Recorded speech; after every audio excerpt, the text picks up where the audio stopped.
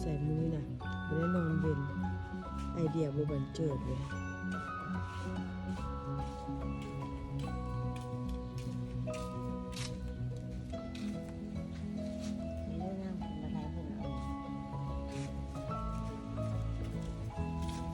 แต่ว่างามเด้อเบิ่งอยู่ในนี้นะจอย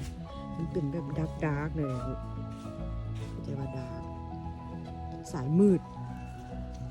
โอ้งามเลยงามแท้ก็เห็นในที่จังหูว่าสายมืด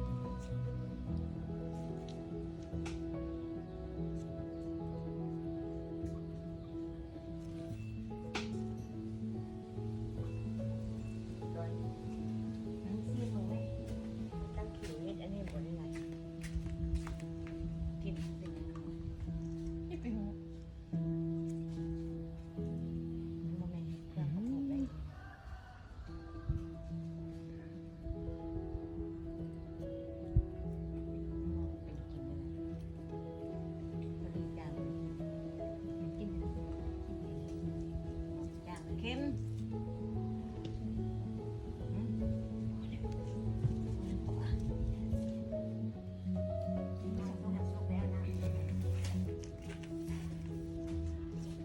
เข้าใส่บ่ร้อน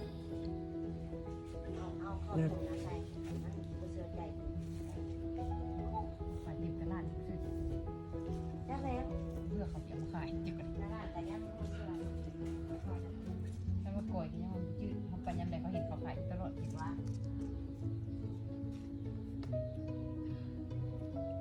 โอ้สวยมากหลาย